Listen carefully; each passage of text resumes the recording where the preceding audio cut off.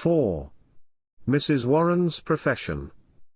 The Stage Society has shown the courage of its opinions by giving an unlicensed play, Mrs. Warren's Profession, one of the unpleasant plays of Mr. George Bernard Shaw, at the theatre of the New Lyric Club.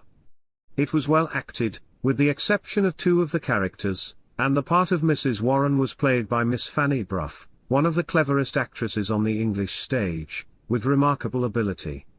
The action was a little cramped by the smallness of the stage, but, for all that, the play was seen under quite fair conditions, conditions under which it could be judged as an acting play and as a work of art. It is brilliantly clever, with a close, detective cleverness, all made up of merciless logic and unanswerable common sense. The principal characters are well drawn, the scenes are constructed with a great deal of theatrical skill, the dialogue is telling, the interest is held throughout. To say that the characters, without exception, are ugly in their vice and ugly in their virtue, that they all have, men and women, something of the cad in them, that their language is the language of vulgar persons, is perhaps, only to say that Mr. Shaw has chosen, for artistic reasons, to represent such people just as they are. But there is something more to be said. Mrs. Warren's Profession is not a representation of life, it is a discussion about life. Now, discussion on the stage may be interesting. Why not? Discussion is the most interesting thing in the world. Off the stage, it is the only thing that makes an hour pass vividly in society, but when discussion ends, art has not begun. It is interesting to see a sculptor handling bits of clay, sticking them on here, scraping them off there, but that is only the interest of a process. When he has finished, I will consider whether his figure is well or ill done. Until he has finished, I can have no opinion about it. It is the same thing with discussion on the stage. The subject of Mr. Shaw's discussion is what is called a nasty one.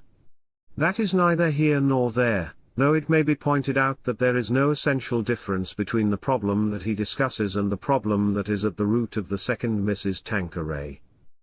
But Mr. Shaw, I believe, is never without his polemical intentions, and I should like, for a moment, to ask whether his discussion of his problem, taken on its own merits, is altogether the best way to discuss things. Mr. Shaw has an ideal of life. He asks that men and women should be perfectly reasonable, that they should clear their minds of cant, and speak out everything that is in their minds. He asks for cold and clear logic, and when he talks about right and wrong, he is really talking about right and wrong logic. Now, logic is not the mainspring of every action, nor is justice only the inevitable working out of an equation. Humanity, as Mr. Shaw sees it, moves like clockwork, and must be regulated as a watch is, and praised or blamed simply in proportion to its exactitude in keeping time. Humanity, as Mr. Shaw knows, does not move by clockwork, and the ultimate justice will have to take count of more exceptions and irregularities than Mr. Shaw takes count of. There is a great living writer who's brought to bear on human problems as consistent a logic as Mr. Shaw's, together with something which Mr. Shaw disdains. Mr. Shaw's logic is sterile, because it is without sense of touch, sense of sight, or sense of hearing. Once set going, it is warranted to go straight, and to go through every obstacle. Tolstoy's logic is fruitful, because it allows for human weakness, because it understands, and because to understand is, among other things, to pardon. In a word, the difference between the spirit of Tolstoy and the spirit of Mr. Shaw is the difference between the spirit of Christ and the spirit of Euclid.